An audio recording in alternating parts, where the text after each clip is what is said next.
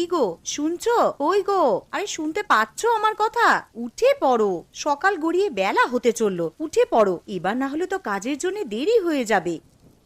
আরে কি হয়েছে বলো তো? আরে সকাল সকাল চেঁচাচ্ছ কেন? দেখতে পাচ্ছ তো যে সকাল থেকে বৃষ্টি পড়ছে। আজকে আর কাজে যেতে ভালো লাগছে না, আমাকে একটু ঘুমাতে দাও দেখি। হ্যাঁ, সে তো দেখতেই পাচ্ছি, সকাল থেকেই বৃষ্টি পড়ছে, কিন্তু তোমাকে কাজেও তো যেতে হবে। আবার ঘরেতে সেই রকম কিছু নেই, সামান্য বাজার আছে, ওটা দিয়ে আজ কোনো রকমে চলে যাবে। এই তো কদিন আগে বাজার করে নিয়ে এলাম, তা এক্ষুনি শেষ হয়ে গেল। তার শেষ হবে না? তুমি একদিন সামান্য পরিমাণে বাজার করে নিয়ে আসবে, আর সেটা কি সারা মাস ধরে চলতে পারে নাকি? আরে উঠে পড়ো, উঠে বাজারে যাও তো। দেখো গিন্নি, আজকে সকাল থেকে প্রচন্ড বৃষ্টি পড়ছে। আমি আজকে কাজেও যাব না আর বাজারও করতে যাব না, যা আছে ওদিক দিয়ে আজকে চালিয়ে নাও আর কি। কালকে সকাল সকাল উঠে বাজারে যাব। আমাকে এখন বিরক্ত করো না, ঘুমাতে দাও, ভালো লাগে না।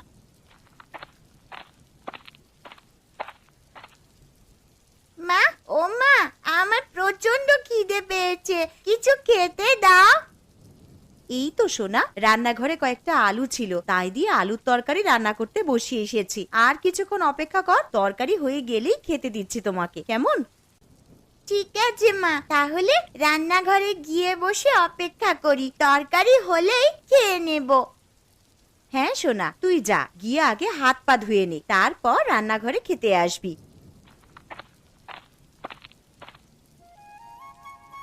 মালতীমা, ও মালতীমা, বাড়িতে আছিস? একবার বাইরে আয়। হ্যাঁ মালতী মা, একবার বাইরে বেরিয়ে আয় তো। আরে এটা তো বাবা মার মতন গলার আওয়াজ মনে হচ্ছে, যাই একবার বাইরে গিয়ে দেখি।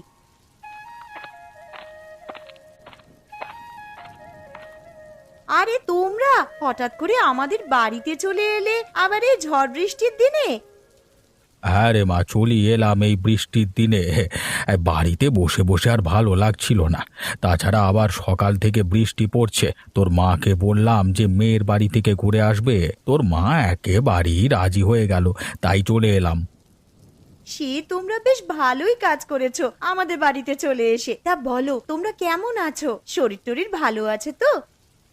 কেমন আর থাকবো রে মা, ঠাকুরের অশেষ কৃপায় বেশ ভালো রকমই দিন কেটে যাচ্ছে। তা তোরা কেমন আছিস বল? আমরাও খুব ভালো আছি মা। আরে দাদুন, দিদুন, তোমরা কেমন আছো? দিদি ভাই, খুব ভালো আছি। আর এই নাও, তোমার জন্য মিষ্টি নিয়ে এসেছি। আহ বাবা, তোমরা আবার এইসব আনতে গেলে কেন? জানো তো তোমার নাতনি কেমন মিষ্টি পেলে আর কিছু চায় না, আরে এত মিষ্টি খেলে শরীর খারাপ করবে তো। তা আনবো না? আমার 5টা নয়, 10টা নয়, একটা মাত্র নাতনি, তার জন্য তো এতটুকু করতেই পারি। আর কটা হাঁস এনেছি, আর এই থলের মধ্যে কিছু জিনিস আছে, ঘরে নিয়ে চলো। ও মা, তোমরা আবার হাঁস আনতে গেলে কেন গো? কেন রে, বিয়ের আগে তুই তো হাঁস পুষতে ভালোবাসতিস, তাই নিয়ে এলাম। ঠিক আছে ঠিক আছে, পরে কথা বলবো, তোমরা এখন ঘরে চলো, বাইরে প্রচন্ড বৃষ্টি পড়ছে।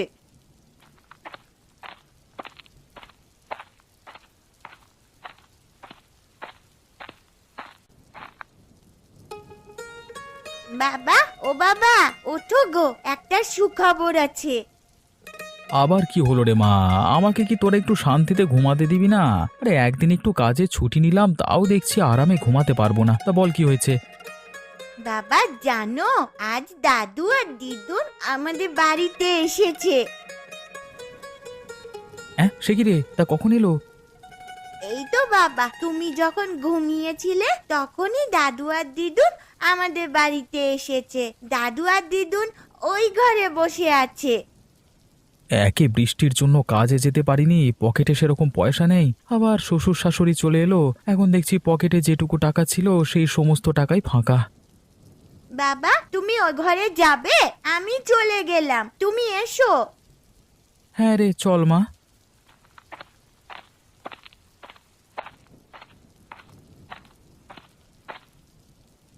আরে এই তো জামাই চলে এসেছে। তা বাবা মা আপনারা কেমন আছেন বলুন? আর আসতে কোনো অসুবিধা হয়নি তো? না না জামাই বাবা, সেরকম কোনো অসুবিধা হয়নি।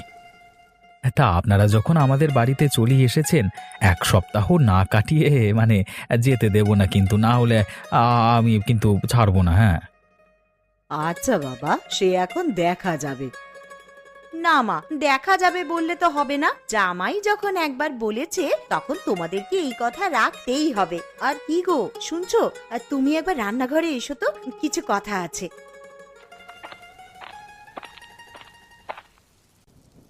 যাও, তোমার শ্বশুর শাশুড়ি এসেছে, তাদের জন্য দোকান থেকে কিছু বাজার করে নিয়ে এসো। বাড়িতে তো সেরকম ভালো মন্দ কিছুই নেই। আচ্ছা গিন্নি, তুমি তো জানো আমার পকেটের অবস্থা। দুদিন ধরে কাজে যাইনি, এখন তুমি কি করে বলছো যে ভালো মন্দ বাজার করে নিয়ে আসতে?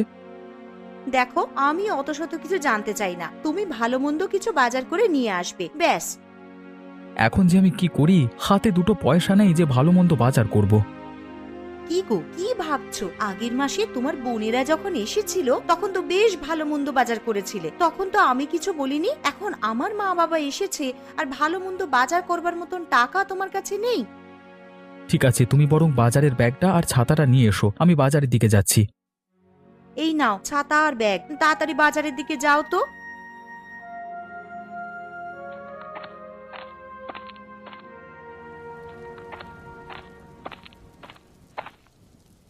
হ্যাঁ রে মালতী, জামাইকে দেখলাম হাতে ব্যাগ নিয়ে মাথায় ছাতা দিয়ে বাজারের দিকে যাচ্ছে। তুই এই বৃষ্টির দিনে ওকে বাজারে কেন পাঠালি রে? মা, আমি পাঠাইনি, তোমার জামাই বলল এতদিন পর আমার বাড়িতে শ্বশুর শাশুড়ি এসেছে, আর কিছু ভালো মন্দ খাওয়াবো না, তাই তো হাতে ব্যাগ নিয়ে আর মাথায় ছাতা দিয়ে বাজারের দিকে গেল।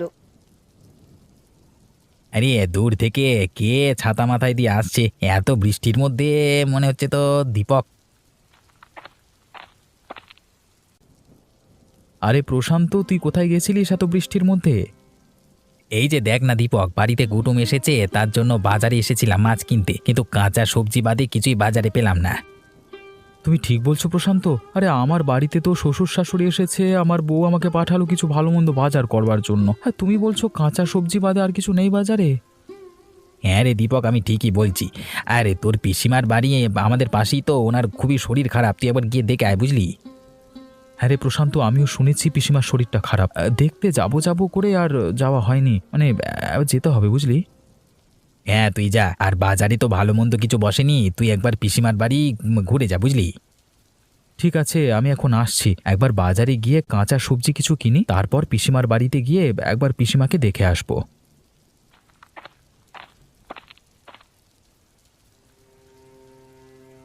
লোকটা কোথায় যে গেল? এত বেলা হয়ে গেল, ঘরেতে সেরকম কিছু ভালো মন্দ নেই যে রান্না করব। কি রে মা, কি এত চিন্তা করছিস? না মা, সেরকম কিছু নয়, আসলে বেলা হয়ে গেল তো, আর তোমার জামাইও তো সেই কখন বাজারে গেছে, এখনো বাড়িতে ফিরলো না। কি যে রান্না করব সেটাই ভাবছি। সে নিয়ে তুই অত চিন্তা করিস না, বাইরে এত বৃষ্টি পড়ছে দেখতেই তো পাচ্ছিস, হয়তো জামাই আমার বাজার করতে গিয়ে কোথাও আটকে গেছে এই বৃষ্টির জন্য। মা, তোমার জামাইকে আমি ভালো করেই জানি, দেখো গিয়ে হয়তো চায়ের দোকানে বসে বন্ধুদের সাথে আড্ডা দিচ্ছে। তাহলে মা, আজকে কি রান্না করব? বাড়িতে যা আছে তাই দিয়ে কিছু কর না একটা। বাড়িতে চাল ডাল আর আলু ছাড়া আর তো সেরকম কিছুই নেই। একটু ঝাল মশলা থাকলে, তুমি যে কটা হাঁস এনেছিলে তার মধ্যে থেকে একটা হাঁস রান্না করে খেতাম, কিন্তু সেই সমস্ত মশলাই তো নেই। এসব কথা ছাড় মা, তুই এখন যা আছে ওইগুলো দিয়েই দুপুরের জন্য কিছু একটা রান্না কর। আচ্ছা মা, ঠিক আছে, তুমি বরং বসার ঘরে গিয়ে একটু বিশ্রাম নাও, আমার রান্না হয়ে গেলেই তোমাদেরকে ডাকবো খাওয়ার জন্যে।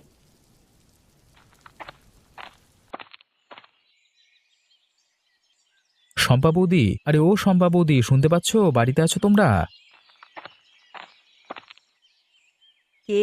আরে দীপক নাকি? এসো এসো, ঘরে এসো। শুনলাম নাকি পিসিমার শরীরটা খুবই খারাপ। হ্যাঁ গো দীপক, পিসিমার খুবই শরীর খারাপ। তা পিসিমা কোথায়, দেখতে পাচ্ছি না যে? ওই তো পাশের ঘরে শুয়ে আছে, আসো পিসিমাকে একবার দেখবে এসো।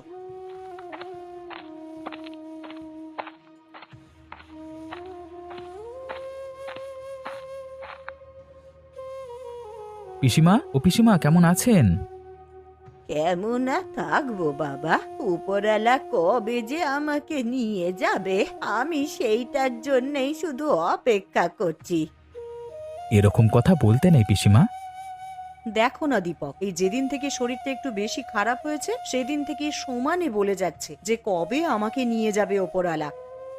আচ্ছা বৌদি, দাদা তো শহরের বাইরে কাজে আছে, তা দাদাকে চিঠি পাঠিয়ে বলেছো যে পিসিমার শরীর খারাপ?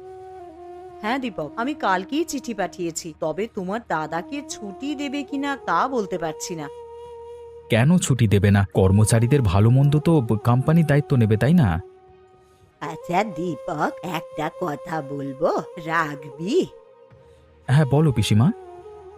মরার আগে আমার একটা ইচ্ছে ছিল যে হাঁসের মাংস খাবো, তুই কি আমায় করে খাওয়াবি রে? অবশ্যই পিসিমা, খাওয়াবো না কেন? পিসিমা ভাইপোর কাছ থেকে এতটুকু আবদার করেছে, আর ভাইপো সেটা করবে না? আমি কালই তোমার জন্য হাঁসের মাংস রান্না করে নিয়ে আসবো। আচ্ছা দীপক, ঠিক আছে। তাহলে আজকের মতো আসি বৌদি। হ্যাঁ, বেলা গড়িয়ে দুপুর হয়ে গেল, এবার বাড়ির দিকে যেতে হবে। দুপুরে দুমুঠো খেয়ে গেলে হতো না? না গো বৌদি, বাড়িতে আমার শ্বশুর শাশুড়ি, আমার বউ সবাই মিলে আমার জন্য অপেক্ষা করছে। আমি আজকের মতো আসছি। হ্যাঁ, আবার পরে একদিন এসে খাবো।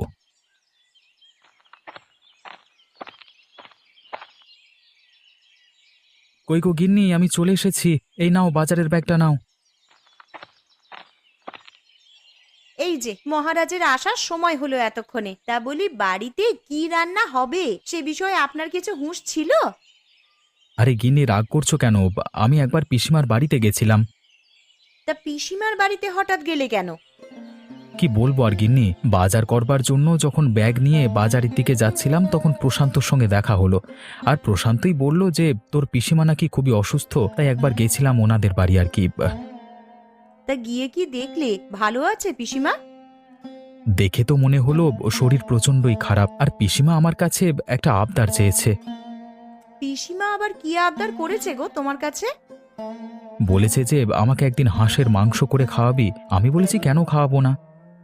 ঠিক আছে, তাহলে আমার মা যে কটা হাঁস এনেছে তার মধ্যে থেকে একটা কেটে রান্না করে পিসিমাকে দিয়ে আসবে। তা কবে পিসিমাকে করে খাওয়াবে হাঁসের মাংস?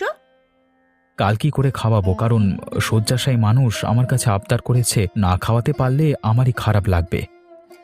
তাহলে আজ রাতেই বরং হাঁসের মাংস রান্না করে রাখি, কাল সকাল সকাল উঠে তুমি পিসিমার বাড়িতে গিয়ে দিয়ে আসবে। ঠিক আছে গিন্নি, সে না হয় করবো। তুমি এখন আমাকে গামছাটা দাও তো, আমি এখন স্নান করে আসি। এসে খেতে দেবে, খিদের জ্বালায় পেটে ছুঁচো ডন দিচ্ছে আমার। এই নাও গামছা, তুমি স্নান করে এসো, আমি খেতে দিচ্ছি।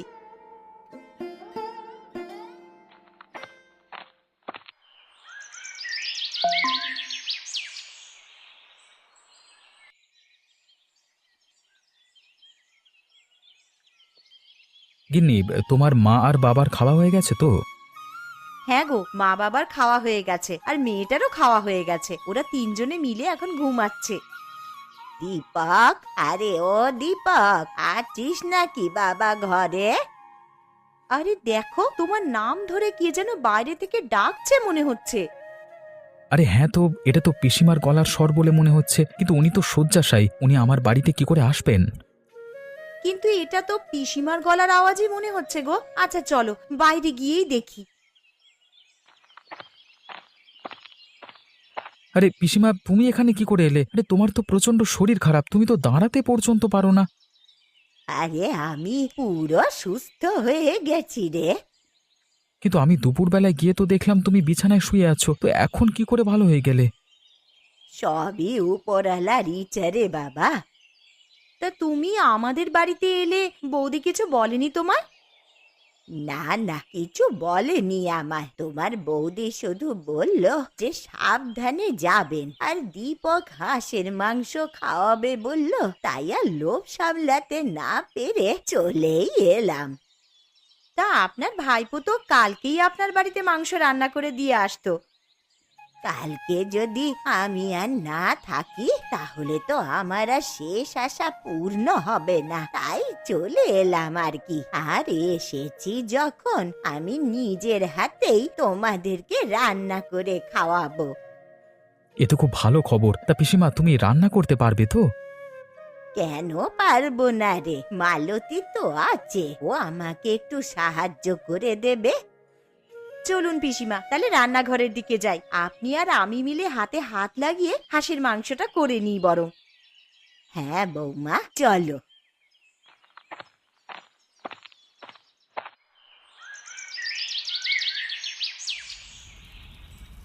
তাহলে হাঁসের মাংস তো রান্না হচ্ছেই, তা তার সাথে খাওয়ার জন্যে কি করা হবে বৌমা? কি আর করবেন পিসিমা, তাহলে রুটিটাই বানানো যাক। হাঁসের মাংসের সাথে বেশ ভালোই লাগবে খেতে। হ্যাঁ মা, তুই ঠিকই বলেছিস, হাঁসের মাংসের সাথে রুটিটা একদম জমে যাবে। কিন্তু পিসিমা, একটা অসুবিধা আছে। কি অসুবিধা বৌমা? আসলে আপনার ভাইপো হাঁসের মাংস খায় না। কে খায় আর কে না খায় সে দেখাই যাবে খেতে বসে। এখন রান্নাটা আগে করে নি। আরে বেয়ান, রান্নাটা যা করেছেন না, গন্ধেতেই তো অর্ধেক পেট ভর্তি হয়ে গেল। আমার এদিকে রুটি করা হয়ে গেছে। ও পিসিমা, আপনার কত দূর? আমারও এইদিকে প্রায় হয়েই এসেছে। বৌমা, তুমি বরং ওদেরকে নিয়ে গিয়ে খেতে বসাও, আমি খাবারগুলো নিয়ে যাচ্ছি। ঠিক আছে পিসিমা, তবে সাবধানে। কিন্তু আমার জন্য আলাদা করে কিছু তরকারি করনি?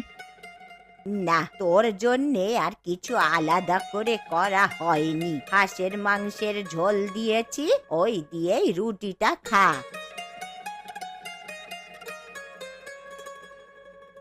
এ কি পিসিমা, এ তো দেখছি হাঁসের মাংসের প্রচুর স্বাদ। আমি আগে জানলে এই মাংস ছাড়া আর কিছুই খেতাম না। সত্যি পিসিমা, তোমার হাতে জাদু আছে বলতে হবে। বলেছিলাম না বৌমা, কে খায় আর খায় না সেটা তুমি দেখে নেবে। সত্যি পিসিমা, আপনার হাতে জাদু আছে। যে কিনা হাঁসের মাংস ছুঁয়েই দেখতো না, তার কিনা এখন হাঁসের মাংস ছাড়া আর কিছুই খেতে ভালো লাগছে না। তাহলে পিসিমা, এখন তো রাত হয়ে গেছে, আর এখন বাড়িও যেতে পারবে না, কালকে সকালেই যেও। ঠিক আছে বাছা, আজ তোদের বাড়িতে থেকে কাল সকাল সকাল আমি বাড়ি চলে যাব।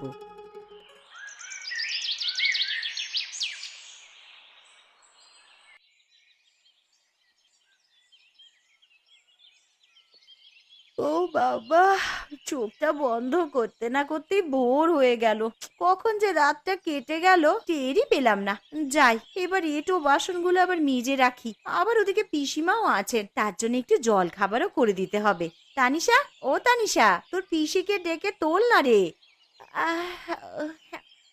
মা, ও মা, পিসি তো আমার কাছে শুয়ে নেই। কি বলছিস? বিছানায় নেই মানে? আরে তোর পাশেই তো শুয়েছিলেন। আরে বাইরে গিয়ে দেখ আছে নাকি। বাইরে কি করে যাব মা? ঘরের দরজা তো ভেতর থেকে আটকানো। তাহলে তানিশা, তুই একবার বাইরে গিয়ে দেখে আয় তো পিসি আছেন কিনা।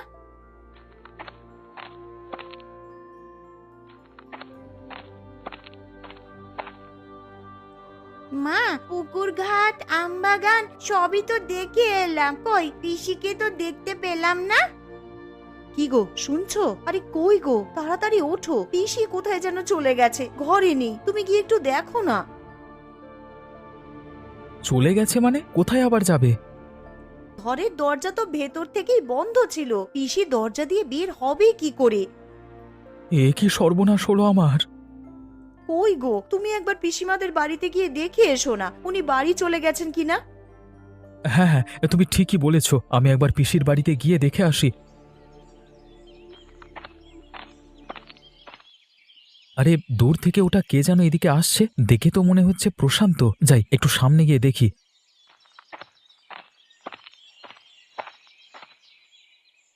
আরে প্রশান্ত, তুই এখানে কি করছিস? আর এত ছোটাছুটি করে কোথায় যাচ্ছিস? এই তো দীপক, তোদের বাড়িতেই যাচ্ছিলাম ছোটাছুটি করে। কেন রে প্রশান্ত, কি হয়েছে? আমাদের বাড়িতে আবার ছোটাছুটি করে যাবার কি আছে? আর তুই এত হাঁপাচ্ছিস কেন? দেখ না দীপক, কালকে বিকেলে তোর পিসিমা মারা গেছে। এ কি বলছিস তুই প্রশান্ত? এমনটা হতেই পারে না। এমনটাই হয়েছে দীপক, তোর যদি বিশ্বাস না হয় তুই একবার পিসিমার বাড়িতে গিয়ে দেখ না। ঠিক আছে প্রশান্ত, আমার এখন তাড়া আছে, তাহলে তুই যা, গিয়ে আমার বাড়িতে খবর দে, আমি পিসিমার বাড়িতে যাচ্ছি। ঠিক আছে দীপক, তুই যা, আমি তোর বাড়ির দিকে যাচ্ছি।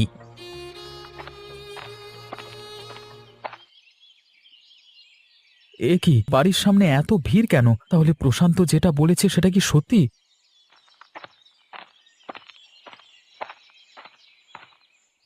বৌদি, ও বৌদি, পিসিমার এমন অবস্থা হলো কি করে?